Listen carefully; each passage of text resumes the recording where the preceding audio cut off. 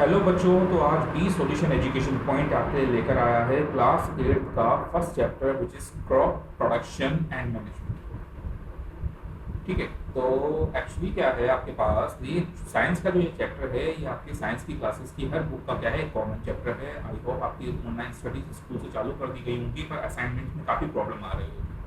तो उसके लिए हम लोगों ने आपके लिए एक सेल्फ प्रिपेयर्ड नोट्स स्टार्ट किए हैं। इस नोट्स के बिहार पर आप लोग अपने क्वेश्चन आंसर और असाइनमेंट्स को इजीली पूरा कर सकते हैं। ठीक है, तो चैप्टर नंबर 8 चैप्टर फर्स्ट है आपका क्लास 8 के लिए साइंस का कॉर्पोरेशन स्टार्ट करते हैं बी सॉल्यूशन जी की तरफ से। सुनील मेरा नाम है, मैं आपका ये लेक्चर स्टार्ट करूँगा। ठीक है, तो शुड वी स्टार्ट। तो सबसे पहले बात करते हैं क्रॉप प्रोडक्शन एंड मैनेजमेंट। तो बच्चों देखो होता क्या है, India is a farming country. India क्या है, फार्मर्स का कंट्री है, और इसके अंदर क्या होता है फार्मिंग टेक्निक्स को बहुत जबरदस्त तरीके से क्या किया गया, नॉट इवन नाउ बट कई हजार सालों से हम लोग क्या कर रहे हैं फार्मिंग की तरफ फोकस कर रहे हैं। थाउजेंड ऑफ द ईयर्स इसलिए कह रहा हूँ क्योंकि इंडिया के अंदर फार्मिंग सबसे ज्यादा की। यू नो दैट इंडिया को हम लोग फार्मर्स कंट्री कहते हुए आए हैं। तो फार्मिंग की जो मेथड्स है ना, एक फार्मर क्या करता है क्रॉप को ग्रो करने के साथ या सीड्स को ग्रो करने के बाद जो जो प्रोसेसेस को क्या करता है पूरा करता है till then the cropping get crop. तो वो सारे क्रॉप्स पैटर्न आपको यहाँ बताए गए हैं और सारे सीजन्स डिस्कवर किए गए हैं। तो करके स्टार्ट करते हैं, बस आप नोट्स को सुनते रहना हो, ध्यान से पढ़ना, आपके क्वेश्चन आंसर्स इजीली समझ। ठीक है, तो आगे ही हम लोग स्टार्ट करेंगे। साइंस का चैप्टर मैं आपके लिए बना दूंगा, डोंट वरी। आगे नोट्स आपको मिल जाएंगे इस वेबसाइट पर, सिर्फ आप हमारी वेबसाइट को क्लिक कर रहे हैं और सब्सक्राइब करें। और regarding other topics not even the science but जो कॉमन टॉपिक्स होंगे हम लोग आपके लिए टाइम टू टाइम लेते हुए। तो स्टार्ट करते हैं। We find different type of the rice. हम लोग देखते हैं कि different types of the rice, pulses, vegetables, fruits which we eat in our day to day life. हम लोग तरह तरह की चीजें खाते हैं। pulses हो गए, rice हो गए, vegetables हो गए, fruits हो गए। These are obtained from the different plants. We know that ये जो होता है ना ये अलग अलग प्लांट से हमारे पास मिलते हैं।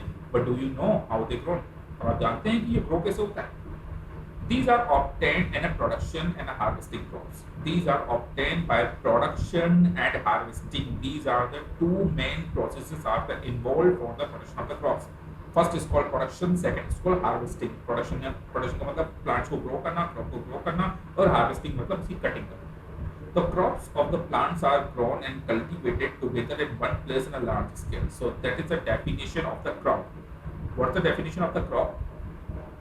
Crop are the plants. देखो प्लांटिंग दो तरह की होती है, एक हम लोग शौक के लिए अपने गार्डन में करते हैं उसे प्लांटिंग कहते हैं बच्चों।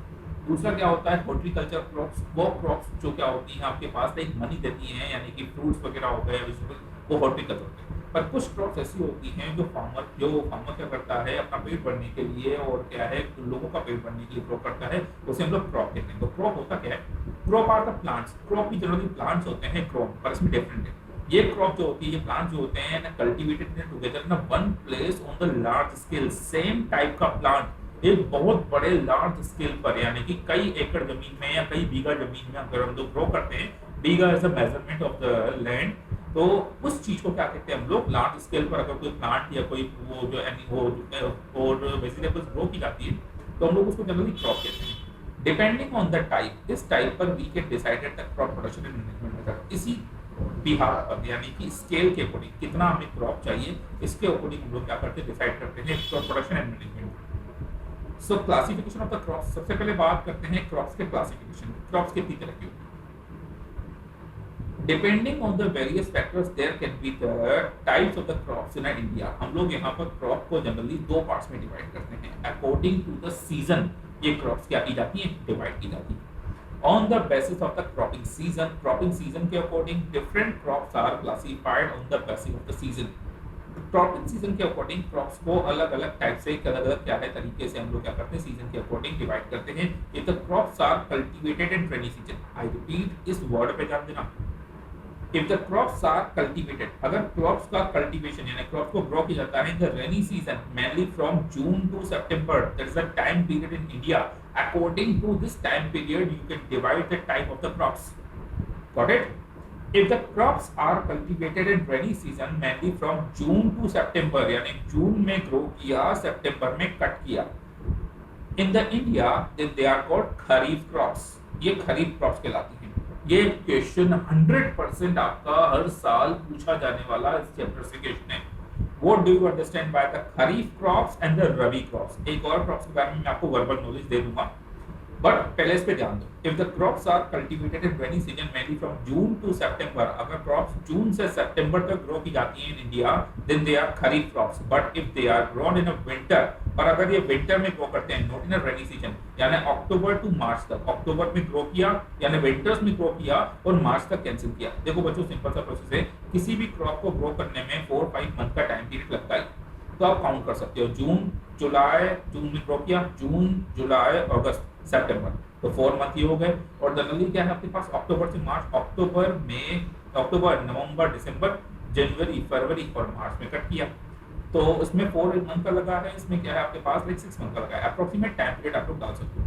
अक्टूबर से मार्च तक अकॉर्डिंग टू द सीजन हम लोगों ने जो ग्रो किया, then they are classified as the rabi crops, ये रबी क्रॉप्स कहलाती हैं। The crops are between March and June are called zaid, हम इसी की बात कर रहा था। वो क्रॉप्स जो मार्च से जून के बीच में ग्रो की जाती हैं उन्हें जायद क्रॉप्स कहते हैं। सीजन के अकॉर्डिंग क्रॉप को डिवाइड करने का जो तरीका है ना, वो सीजन रियली है क्यों, क्योंकि बच्चों देखो होता क्या है, खरीफ क्रॉप जो होती है ना, जो जनरली हम लोग जून से सितंबर तक ग्रो करते हैं, उन क्रॉप्स को पानी का मतलब वाटर का जो मैनेजमेंट है, वाटर बहुत ज़्यादा चाहिए होता है। तो उस टाइप पर रेनी सीजन के अकॉर्डिंग हम लोग इन रेनी सीजन की क्रॉप को ग्रो करते हैं। जैसे फॉर एग्जाम्पल राइस हो गया, राइस को बहुत ज़्यादा पानी चाहिए होता है, पर ऐसी क्रॉप्स भी है जो ज़्यादा पानी से खराब हो जाती है, उन्हें कहते हैं रबी क्रॉप्स। रबी क्रॉप्स अक्टूबर में ग्रो करते हैं, जब ऑलमोस्ट बारिश वगैरह जो होती है वो खत्म हो जाती है, रेनी सीजन खत्म हो चुका होता है, और उस टाइम पर हमें इनके लिए ब्राइट शाइनी डेज चाहिए होते हैं, सन डेज।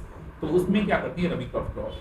और जो ये जायद क्रॉप्स हैं जो मार्च से जून के बीच में ग्रो करते हैं, ये आजकल आया हुआ है मार्केट के अंदर, जिसमें पंपकिन, वाटरमेलन, मस्क मेलन, ये जायद क्रॉप्स हैं। ये जो मेन क्रॉप्स हैं, ये मेन क्रॉप्स के साथ ग्रो की जाती है, खरीफ और रबी के साथ। पर ये जो क्रॉप्स है ना, ये आपको क्या करती हैं, इस टाइम पीरियड पर फार्मर की इकोनॉमी एज इकोनॉमी वर्क करती है। जायद क्रॉप्स ज़्यादा इंपॉर्टेंट नहीं है ये क्रॉप्स, इसलिए क्या है कि इसमें डिटेल क्लासिफिकेशन नहीं दिया है।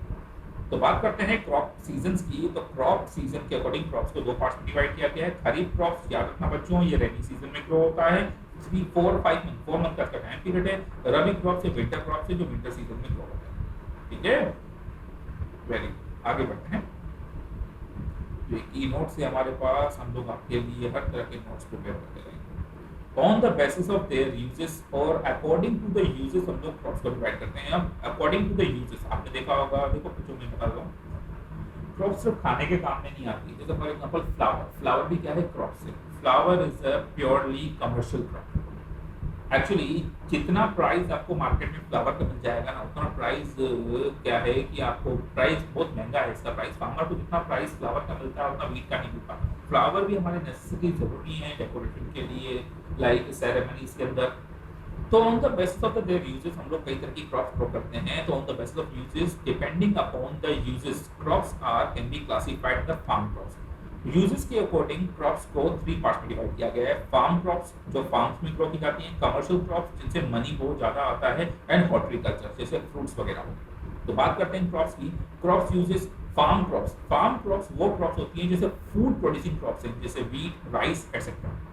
Commercial crops are grown in monetary benefit. Monetary benefit का मतलब थोड़ा बहुत प्रॉफिट के लिए यूज किया जाता है। मॉनेटरी प्रॉफिट के अंदर होता है जैसे फ्लावर्स में आपको एग्जांपल देते हैं, रोज, लिली, जैस्मिन, ठीक है, ऑर्चिड्स।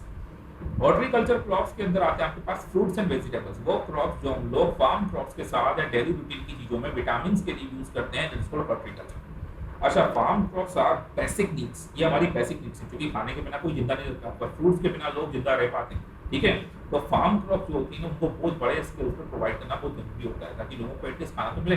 हॉर्टिकल्चर क्रॉप्स जो क्या है आपके पास, इकोनॉमिकली क्या है आपके पास, लाइक स्टेबल हैं और इतना अफोर्ड कर सकते हैं बच्चों को विटामिन वगैरह देने के लिए, क्या करते हैं हॉर्टिकल्चर क्रॉप्स ग्रो करते हैं। Agriculture for the fruits, vegetables and decorative plants भी कुछ इसके अंदर आते हैं, कुछ प्लांट्स हैं क्रॉप्स, ये कहलाते हैं। On the basis of the life span के अकॉर्डिंग जनरली आपका जो क्रॉप आएगा ना, वो सीजन के अकॉर्डिंग आ जाएगा। ठीक है, लाइफ स्पान के अकॉर्डिंग देखा जाए, that time interval for which the plant survive can be also deciding to the fact of the classification of the crops. According to the time period भी crop grow की जाती है, according to they can be classified the annual, biannual and the perennial. Crop life span के according यानी कि time period के according पहली crop है एनुअल क्रॉप, नाम से डिफाइन है एनुअल। एनुअल मतलब वो क्रॉप्स जो 1 ईयर में 1 टाइम ग्रो की जाती है, for example rice, wheat etcetera. Biennial जो 2 इयर्स में एक बार ग्रो की जाती है, जैसे रेडिश, टर्निप, ये स्पेशल टाइप की क्रॉप्स है, रेडिश, टर्निप ठीक है, ये स्पेशल टाइप की क्रॉप्स है जनरली क्या करती है 2 इयर्स में एक बार रोटी खाती है। क्योंकि ये क्या करती है बताऊं 2 इयर्स में क्यों, क्योंकि ये क्या करती है सॉइल से काफी ज्यादा न्यूट्रिशंस को खींच लेती है। तो फार्मर क्या करता है इसको ग्रो करने के लिए कुछ गैप टाइम पीरियड का गैप लेता है ताकि सॉइल वापस से क्या हो जाए अच्छे से फर्टाइल हो जाए। Perennial crops more than 2 years के बीच में जो ग्रो की जाती है जैसे रोज पाइन एटसेट्रा, ये मोर देन 2 इयर्स के गैप में ग्रो की जाती है, that is called perennial crops. ठीक है, इनकी डिमांड मार्केट में उस हिसाब से चलती रहती है, don't worry. Practice for the crop production, तो आइए हम लोग बात करते हैं फार्मर्स की उन सारी प्रैक्टिसेस का जो फार्मर क्या करता है क्रॉपिंग के लिए ट्राई करता है। Crop production involves several steps, crop production में कई तरह के स्टेप्स इन्वॉल्व हैं which is need to by preferred from the farmers during the period of the time. These steps starts from the preparation of the soil, इसमें farmer का soil से preparation तक और सॉइल को एंड करने तक, मतलब सॉइल प्रिपरेशन से लेकर and of the one storage crop को स्टोरेज करने तक के सारे प्रोसेसेस क्रॉप प्रोडक्शन के अंदर आते हैं। आई रिपीट, ध्यान देना, काफी लंबे टॉपिक्स हैं, 6-7 स्टेप्स इसके अंदर।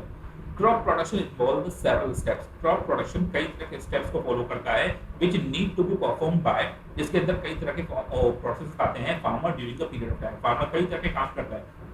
These steps starts from the preparation of the soil, सबसे पहले फार्मर अपनी सॉइल को प्रिपेयर करता है, मतलब यहाँ पर यानी कि क्रॉप प्रोडक्शन की प्रैक्टिसेस के अंदर सॉइल को प्रिपेयर करने से लेकर and of the storage of the crop को स्टोरेज करने में, स्टोरेज के लिए गोडाउन्स होते हैं जिसे हम लोग सिलोस कहते हैं या फिर ग्रैंडरीज कहते हैं, इज डन, ये सारे प्रोसेसेस यहाँ फुलफिल किए जाते हैं। In between we involve the certain steps which is necessary for the appropriate growth of the plant, और उसके बीच में हम लोग प्लांट के लिए कई तरह के स्टेप्स फॉलो करते हैं जो प्लांट की ग्रोथ के लिए जरूरी होते हैं। दीज स्टेप्स आर शोन, एक एक करके इसको पढ़ेंगे बच्चों, ध्यान से पढ़ना, ठीक है, यही आता है, ये भी आपका 2 मार्क का क्वेश्चन यहाँ से बनता है। ये जो स्लाइड्स मैंने आपके लिए बना रखी हैं, द परफेक्ट स्लाइड्स और perfect representation of your notes, तो इस स्लाइड्स के अकॉर्डिंग आप लोग आराम से इस चीज को समझ सकते हो कि क्रॉप प्रोडक्शन किस तरह से होगा। सबसे पहले फार्मर क्या करता है प्रिपरेशन ऑफ द सॉइल, वो सॉइल को प्रिपेयर करता है। अब सॉइल के प्रिपेयर करता है, थोड़ा इंफॉर्मेशन मैं आपको दे दूंगा। सॉइल प्रिपरेशन के अंदर क्या आता है, देखो बच्चों, फार्मर का जो फील्ड होता है वो बिल्कुल खाली हो जाता है इस टाइम पर क्रॉप कटिंग के बाद। तो फार्मर क्या करता है नई क्रॉप ग्रो करने से पहले सॉइल की फर्टिलिटी को चेक करता है। सॉइल में कई तरह के अनवांटेड प्लांट्स आ जाते हैं जिसे हम लोग वीड्स कहते हैं, उनको निकालता है। सॉइल को क्या करता है मॉइस्चराइज करता है, सॉइल के अंदर वाटर वगैरह डालता है, केमिकल्स वगैरह डालता है और सॉइल को प्रिपेयर करता है। प्रिपरेशन सॉइल के अंदर हम लोग टिलिंग करते हैं, यानी सॉइल को खोदते हैं। वो आपने देखा होगा ट्रैक्टर से या फिर बुलडॉग कार्ट से या फिर टूल्स की हेल्प से क्या करता है वो सॉइल को खोदता है। खोदने के बाद उसमें क्या करता है थोड़ा सा मॉइस्चर यानी कि थोड़ा सा पानी डालता है और फिर वापस से क्या करता है उसको लेवलर से पैक कर देता है, सॉइल को लूज करता है। उसके बाद सॉइल, उसके बाद बात आती है सीड्स को डालने की। सीड्स डालने के बाद, सीड्स डालने के प्रोसेस को कहते हैं सॉइल। हम लोग इसको मैन्युअली भी करेंगे, सारा प्रोसेस आ जाएगा, डोंट वरी। मैन्युअल भी करेंगे इसको और वाया हैंड से, हाथ से भी करते हैं। फार्मर के मतलब ग्रोथ के अकॉर्डिंग यानी फार्मर की इकोनॉमी के अकॉर्डिंग या उसके पास जो इंस्ट्रूमेंट्स उसके अकॉर्डिंग इस प्रोसेस को किया जाता है। उसके बाद मैन्योर्स और फर्टिलाइजर्स को डालना। मैन्योर्स क्या होते हैं, मैन्योर्स क्या होते हैं आपके पास लाइक नेचुरली क्या होते हैं आपके पास ऐसे न्यूट्रिशंस होते हैं जो फार्मर क्या करता है सॉइल को देता है। और फर्टिलाइजर केमिकल न्यूट्रिशंस होते हैं जो एज अ पाउडर हम लोग सॉइल को डालते हैं। उसके बाद इरिगेशन करता है, इरिगेशन का मतलब वो सॉइल को वाटर देता है, वाटर भी सॉइल के लिए बहुत जरूरी होता है। इसके बाद प्रोटेक्शन ऑफ द वीड्स, अब कुछ नहीं करना, फार्मर ने क्रॉपिंग कर दी मतलब वीड्स डाल दिए, अब सिर्फ उसको प्रोटेक्ट करता है। प्रोटेक्ट करता है वीड्स से। वीड्स क्या होते हैं अनवांटेड प्लांट्स। अनवांटेड प्लांट्स को वीड्स कहते हैं। ये वीड्स और पेस्ट यानी कीड़ों से क्या करता है उसको प्रोटेक्ट करता है। इसको क्रॉप को, क्रॉप बन चुकी है, फार्मर की मेहनत आ चुकी है, मेहनत खराब नहीं चाहिए। उसके बाद जो क्रॉप पूरी तरह से तैयार हो जाती है तो उसको कट करता है। कटिंग को हम लोग कहते हैं हार्वेस्टिंग। हार्वेस्टिंग के लिए वो या तो मशीन यूज करता है दैट इज कॉल्ड हार्वेस्टर या फिर हैंड पिकिंग। सकल, सकल होता है लाइक यू शेप कटर, वो यू शेप कटर से सकर से क्या करता है उसको कट करता है। और उसके बाद स्टोरेज, क्रॉप रेडी हो गई, उसको पैकेट्स में यानी कि बोरों में पैक किया और गोडाउन्स में रख दिया और तब तक सेलिंग के लिए नहीं जाता, तब तक उसको रख में रहेगा। इसे कहते हैं स्टोरेज। ठीक है, तो ये 1 2 3 4 5 6 7 स्टेप्स आपको क्या करना है लर्न करना है। ये आपका 2 मार्क का स्लाइड है। ठीक है, ये स्लाइड्स में आपको जो ऊपर से जो हेडिंग्स दिए गए हैं प्रिपरेशन से लेकर स्टोरेज तक, ये आपको क्या करना है लर्न करना है। ठीक है, अब उनको डिटेल में स्टडी करते हैं। तो आइए बढ़ते हैं। सबसे पहले प्रिपरेशन ऑफ द सॉइल पर। ये डायग्राम है सॉइल को प्रिपेयर करने का। ठीक है, इसमें क्या किया गया है सॉइल को एक ट्रैक्टर की हेल्प से क्या किया गया है प्रिपेयर कर रहा है। इसे हम लोग क्या कहते हैं, हम लोग प्रिपरेशन ऑफ द सॉइल। तो it's allow the roots of the penetrate. Preparation करना क्यों जरूरी है, ये बेनिफिट्स हैं। एनी 2 या 3 पॉइंट्स आप लर्न कर लो, 2 पॉइंट्स सफिशिएंट है, वैसे आपको हेल्प मिलेगी एनी 2 या 3 पॉइंट्स। तो सॉइल प्रिपरेशन के प्रॉफिट्स क्या हैं? It allow the roots. देखो सॉइल को अगर हम लोग खोदते हैं यानी सॉइल को प्रिपेयर करते हैं, सॉइल को लूज करते हैं, तो जो छोटे छोटे सॉफ्ट से प्लांट होते हैं ना, उनकी सॉफ्ट सॉफ्ट जो रूट्स निकली होती हैं, नई नई रूट्स हैं, उनको सॉइल के अंदर अपने आप को स्टेबल करने में काफी हेल्प मिलती है। अगर सॉइल टाइट है तो जो सॉफ्ट रूट्स होंगी ना, उनको खोद नहीं पाएंगी, यानी कि उस सॉइल के अंदर अपने आप को पेनिट्रेट नहीं कर पाएंगी। तो सॉइल को पेनिट्रेट करने के लिए रूट्स, जो सॉइल को पेनिट्रेट करने के लिए सॉफ्ट रूट्स के लिए जरूरी है कि सॉइल लूज होनी चाहिए।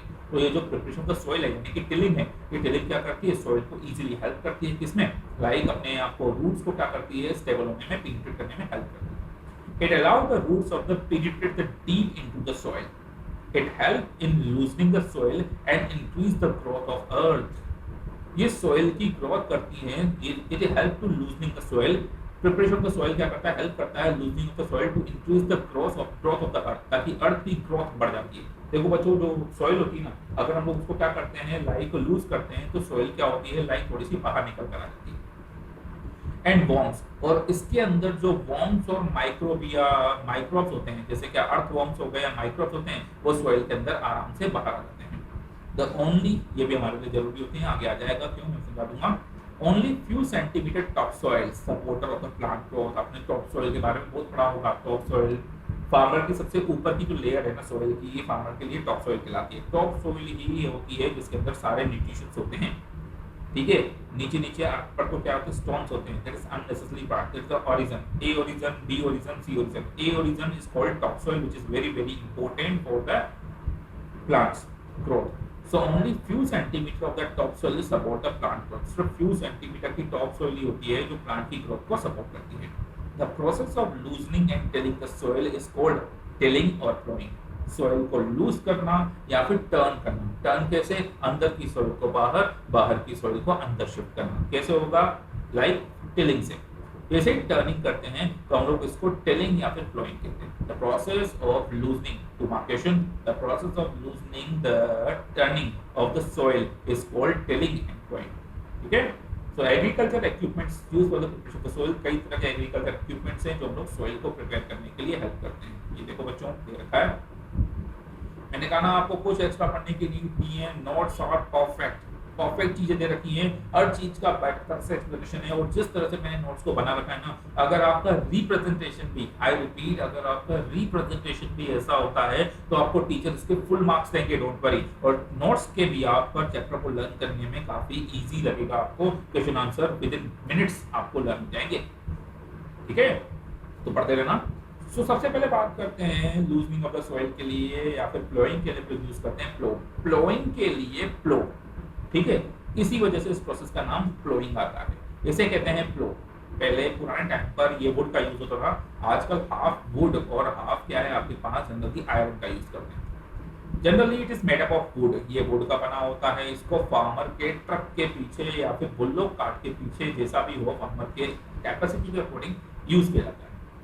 प्लो शेयर ट्रायंगुलर आयरन स्ट्रिप होता है, ये आप लोग शेयर डायग्राम बता रखा है। ये ट्रायंगुलर आयरन स्ट्रिप होता है, ये सॉइल के अंदर फंस जाता है और घसीटता हुआ फार्मर ट्रैक्टर की हेल्प से या बुल्लोक कार्ट से सॉइल को खोदता होता है। प्लो शाफ्ट, इस पोल को शाफ्ट कहते हैं। It's a long log of the wood, the end of the attach to the handle. इसका एंड पार्ट होता है, ये रहा पार्ट, ये हैंडल है। Other use of the rest of the bulls, जो बुल्स के साथ बना जाता है, ठीक है, बुल के नेक से, ओके। इसके बाद बात करते हैं हो की। हो तो आप लोगों ने देखा होगा, जनरली हमारे यहाँ पर जो वर्कर्स होते हैं, जो हाउस वगैरह बनाते हैं, ठीक है, वो भी हो को यूज करते हैं। हो, it remove the weed, generally ये वीड्स को निकालने के काम में आता है। It remove the weeds and loosening the soil, और सॉइल को मैन्युअली लूज करने के काम में आता है। इट्स अ लॉन्ग रोड, इसमें एक लंबी सी रोड होती है वुड की, and the strong bend of the plate like the iron piece at the edge end, और उसके कॉर्नर पर एक आयरन पीस का बैंड लगा होता है। It is generally pulled the animals like the bulls and cow। ये भी bulls या cow खींच सकती हैं, या फिर अगर छोटा है तो वो फार्मर खुद ही कर लेता है। मैंने कहा according to the capacity farmer की यूज। थर्ड आता है आपके पास कल्टीवेटर। आजकल फार्मर्स इसका यूज ज्यादा करते हैं।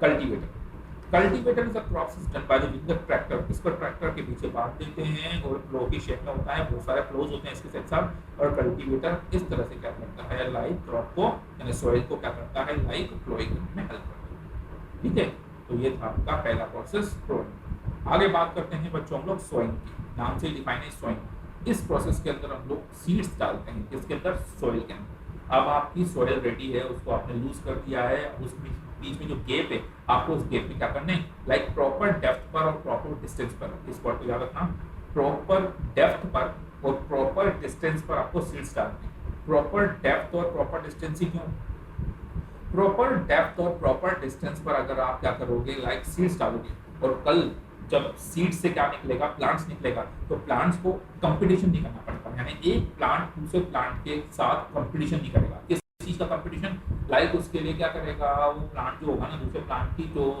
फूड हो गया या फिर सनलाइट हो गई या फिर वाटर होगा, उसको क्या करेगा, ये लाइक एब्सॉर्ब नहीं करेगा। ठीक है, हर प्लांट को प्रॉपर तरीके से न्यूट्रिशन मिल पाएगा। तो आपका आंसर था व्हाई द सीड्स, आता है question, why the seeds are used sowing in a proper depth and a proper distance। तो इसका आंसर ये होगा, before to avoid the competition between the plants for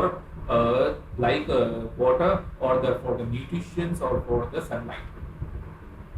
So sowing is a good quality seeds are selected। sowing के लिए सबसे पहले farmer की जरूरी है गुड क्वालिटी के सीड्स को सेलेक्ट करना। सीड्स मार्केट में मिल जाते हैं, ठीक है, सीड मार्केट होते हैं, वहां पर गुड क्वालिटी के सीड्स फार्मर चूज करके लाता है। ठीक है, they should be clean and healthy। अच्छी क्वालिटी के जो फूड्स होते हैं ना, ये क्लीन होते हैं और हेल्दी होते हैं। Before sowing, they should be treated and fungicides।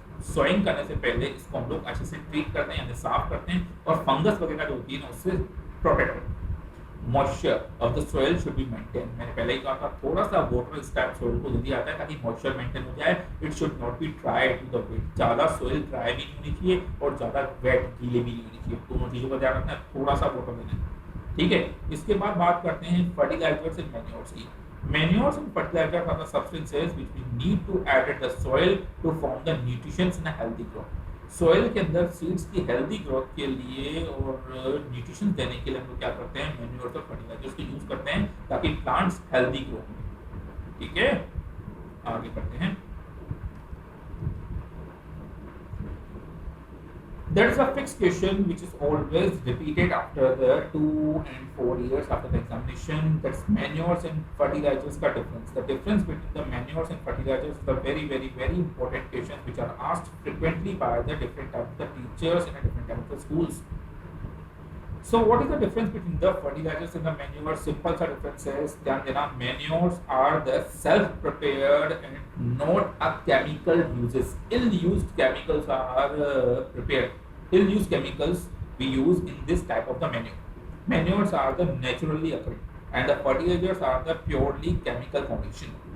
So what are the manures? Manures, semi-decomposed organic material। I repeat, semi-decomposed, not completely decomposed। Semi मतलब जिसको हम लोगों ने ऑर्गेनिक मटेरियल जैसे काउडंग, लीव्स वगैरह दिया है, सेमी डिकम्पोज, पूरा सड़ाया नहीं है, मतलब लीव्स काउडंग वगैरह देने के लिए हम लोगों ने उसको हाफ डिकम्पोज किया। नॉट न्यूट्रिशन स्पेसिफिक, इसके लिए कोई फिक्स न्यूट्रिशन नहीं होता, मतलब मैन्योर एक तरह का क्या है, एक ऐसा ट्रीटमेंट है जो हर सॉइल के लिए फिक्स होता है। ये मतलब क्या होता है, मैन्योर अलग अलग क्वालिटी का नहीं होता, इसमें हर तरह का न्यूट्रिशन होता है, कोई फिक्स न्यूट्रिशन नहीं होता। ठीक है, तो मैन्योर जो होता है ना बच्चों, वो हर तरह की क्रॉप में इजीली डाला जा सकता है। हमारे गार्डनिंग के अंदर हम लोग मैन्योर ही डालते हैं, हर प्लांट के लिए सेम मैन्योर होता है। Add organic material to the soil, इसमें सिर्फ ऑर्गेनिक मटेरियल होता है, हार्मफुल सब्सटेंस नहीं होता है, तो सोइल को नुकसान नहीं होता है, सोइल को सिर्फ प्रॉफिट होता है। Require in a large quantity, इसका ड्रॉबैक है, ये जो होता है ना, ये ज़्यादा क्वांटिटी में चाहिए होता है। ठीक है, और help to maintaining the soil texture, ये सोइल के टेक्सचर को बनाने में, यानी सोइल की शेप को और मॉइस्चर को बनाने में, यानी वापस गेन करने में हेल्प करता है। In its hydrogenation and aeration, मतलब हाइड्रोजन का मतलब होता है, हाइड्रेटिंग का मतलब होता है सोइल की वाटर लॉगिंग कैपेसिटी, यानी सोइल की वाटर को होल्ड करने की कैपेसिटी को बढ़ाता है, और एरिएशन, और सोइल की जो ऑक्सीजन लेने की कैपेसिटी उसको बढ़ाता है। फर्टिलाइजर्स केमिकल फॉर्मुलेशन होते हैं, प्योरली केमिकल से बने होते हैं, ये हर क्रॉप के लिए स्पेसिफिक न्यूट्रिशंस होते हैं, मतलब हर क्रॉप के लिए ये फिक्स होता है। No addition of the organic material, इसमें एक्स्ट्रा कोई भी ऑर्गेनिक मटेरियल नहीं यूज किया जाता है। Requirement is in small quantity, ये स्मॉल स्मॉल क्वांटिटी में क्या होते हैं, रिक्वायर्ड होते हैं। Can harm soil texture and other soil characters, ये सॉइल के टेक्सचर और सॉइल के स्ट्रक्चर के लिए काफी इंपॉर्टेंट होते हैं। ठीक है, इसके बाद बात करते हैं इरिगेशन की। इरिगेशन का मतलब होता है सॉइल को वाटर देना। आपने अपने स्कूल्स के गार्डन में कई तरह के इरिगेशन पंप, यानी कि आपने क्या है कि रिंकल सिस्टम देखा होगा। इस सिस्टम के अकॉर्डिंग सॉइल के पूरे गार्डन में हम लोग क्या करते हैं, इरिगेट करते हैं। तो इसी तरह के मेथड्स फार्मर यूज करता है। अच्छा, इस सिस्टम के लिए यानी इरिगेशन सिस्टम के लिए कई तरह के ट्रेडिशन हमारे इंडिया में अवेलेबल है। जो पुरानी टेक्निक्स हैं उसे कहते हैं ट्रेडिशनल सिस्टम, और जो नई टेक्निक्स हैं उसे कहते हैं हम लोग मॉडर्न मेथड्स। मॉडर्न मेथड्स ज़्यादा पूछे जाते हैं, ओल्ड टेक्निक से सिर्फ नेम्स पूछे जाते हैं। आई रिपीट, आपका हर साल का जो क्वेश्चन अब चेंज हुआ है वो क्वेश्चन बन रहा है मॉडर्न मेथड्स पर। मॉडर्न मेथड्स आपको ध्यान से पढ़ना। तो सबसे पहले बात करते हैं इरिगेशन की। It is a process which sufficient amount of the water is supplied to the crops.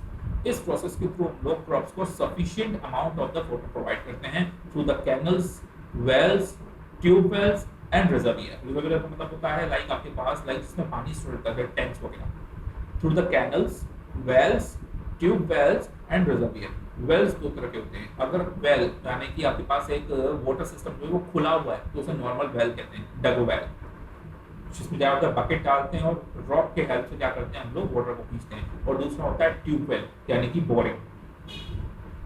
रिजर्वियर्स पानी के स्टोरेज टैंक होते हैं, जैसे ऊपर टैंक हो गया, उनके अंदर रिजर्वियर्स होते हैं।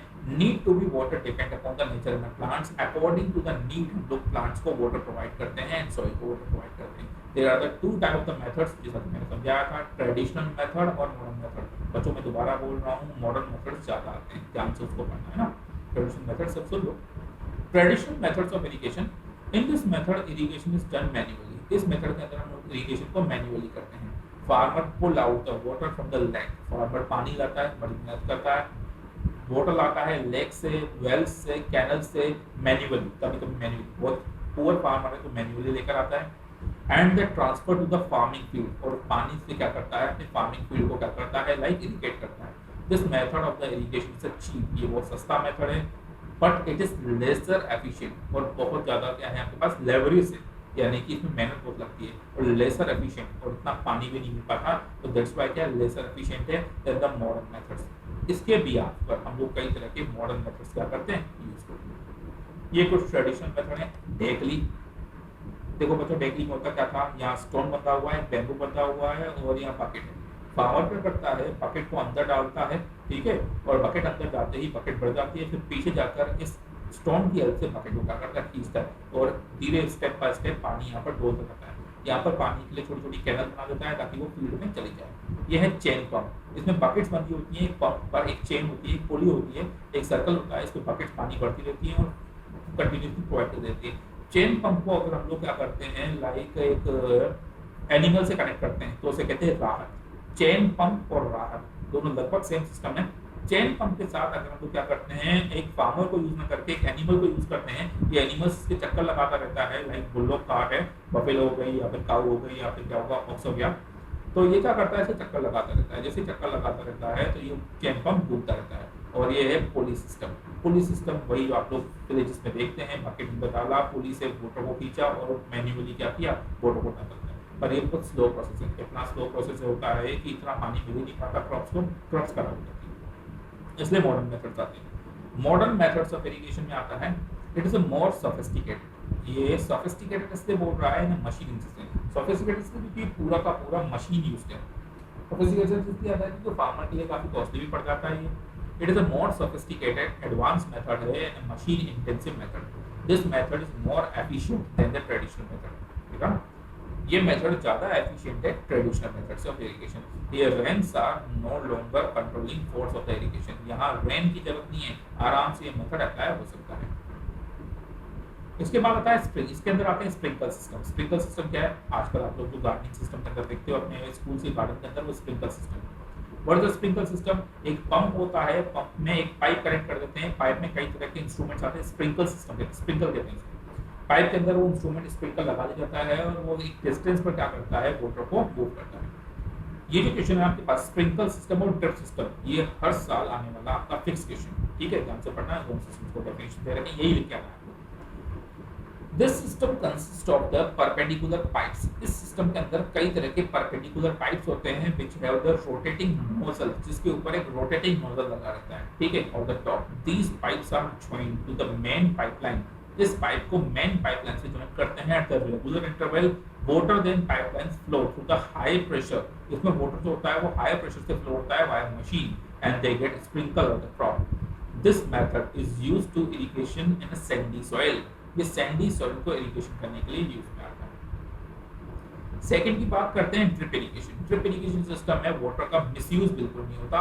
इस सिस्टम के अंदर क्या करते हैं, in this system water falls drop by drop. इसमें वाटर को drop by drop on the position of the roots की पोजीशन के ऊपर वाया पाइप कनेक्ट कर देते हैं। This is the best technique of the water plants in preventing and wastage of the water. ये water को wastage करने से बचाने के लिए क्या होता है, यूज होता है, बेस्ट मेथड,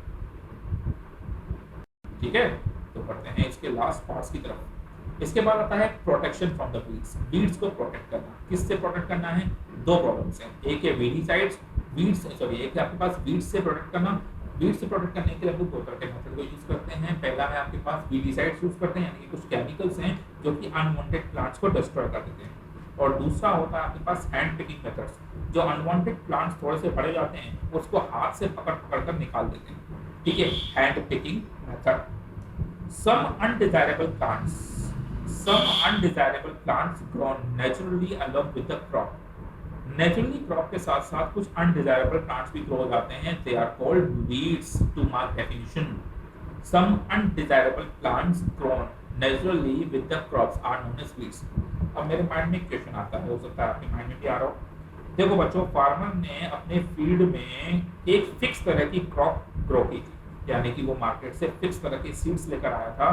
जैसे फॉर एग्जांपल वीट के सीड्स लेकर आया था। अभी जो वीट है ना, ये वीट उसने ग्रो किया, तो ये जो लाइन है यानी कि सब अनडिजायरेबल प्लांट्स, ये अनडिजायरेबल प्लांट्स आए कहाँ से, मतलब ऐसे प्लांट्स जो खुद ब खुद आते। इसका मतलब तो ये हो सकता है कि फार्मर लाया वीट लेके आया और वीट से कुछ और चेंज हो गया, ऐसा नहीं होता है। देखो मैं आपको बताऊं, ये बोलने की कोशिश क्या कर रहा है, अनडिजायरेबल प्लांट्स आए कहाँ से। देखो आपका जो फील्ड है ना वो एक ओपन सिस्टम है, मतलब फील्ड को आप कवर नहीं कर सकते। तो हो सकता है कि पास वाले फार्मर के गार्डन के अंदर मैंगो का ट्री हो, वहां मैंगो बने। अब मैंगो को खाने के लिए बर्ड्स आ गए। बर्ड्स जब उस मैंगो को खा रहा था तो उसके मुंह पर यानी कि उसके यहाँ स्किन में वो जो मैंगो का जो सीड होता है वो फंस गया। जब बर्ड उड़ता उड़ता गया तो मैंगो का सीड जो होता है वो दूसरे फार्मर की फील्ड में गिर गया। और जब फार्मर क्या कर रहा था, लाइक प्लॉइंग कर रहा था, तो वो सीड जो था उस होल में फंस गया, या फिर डिस्पर्सल सिस्टम के अकॉर्डिंग। तो जब वो सीड क्या होगा कि अंदर फंस गया, फार्मर की नजरों से दूर चला गया, मतलब फार्मर उसको देख नहीं पाया। फार्मर ने पूरा प्रोसेस कर दिया, वाटर दे दिया, मैन्योर दे दिया, तो बाकी क्रॉप्स के साथ साथ ये क्रॉप भी ग्रो कर गई और पूरी क्रॉप्स के बीच में एक अनवांटेड प्लांट ग्रो कर गया, वीड। ये वीड करता क्या है कि हमारी मेन क्रॉप्स को नुकसान पहुंचाता है, क्योंकि एक तो ये क्या करता है कि जो वीड होता है ना ये पावरफुल होता है, बाकी क्रॉप्स के बीच में ये अकेला न्यूट्रिशन खा रहा होता है, ये उस मेन क्रॉप के न्यूट्रिशन को और वाटर को खा जाता है, इसलिए इसको हटाना बहुत जरूरी है। ये वीड्स ऐसे पैदा होते हैं, ठीक है। Some undesirable plants naturally along with the crops is known as weeds. Weeds unnecessarily take water. ये unnecessarily ये हमारी main crop का water, nutrition, light और space. I repeat, water, nutrition, light and space ये छीन लेते हैं, which should be the utilized for the crop of their crop. वो अपनी crop के लिए इसको use करते हैं और main crops वहीं रह जाती हैं। Weeds should be uprooted. Weeds को बाहर निकालना बहुत जरूरी है ड्यूरिंग द प्लॉइंग के टाइम पर, नहीं तो ये ग्रो कर जाएंगे, बड़े हो जाएंगे तो क्रॉप का नुकसान हो जाएंगे, ठीक है। अब आपका क्रॉपिंग ऑलमोस्ट पूरा हो चुका है। अब हम लोग बात करेंगे कटिंग की, यानी हार्वेस्टिंग की। Cutting of the crops after manure के बाद मैच्योर, क्रॉप के मैच्योर होने के बाद उसकी कटिंग जो करते हैं उसे कहते हैं harvesting. Sometimes it is done manually, कभी कभी तो हम लोग सकल होता है एक यू शेप कटर, एक नाइफ की तरह होता है, यू शेप नाइफ सकल कहते हैं उसको, इससे कट करता है। Sometimes it is done by the manually, कभी कभी तो हम लोग मैन्युअली वाया सकल, काफी हार्ड मेथड होता है, ठीक है, काफी क्या है लेबरियस होता है और काफी टायर्डनेस वाला है। सकल यूज करते हैं और बाय द मशीन या फिर मशीन यूज करते हैं, which is called harvester. Grain seeds are the separated.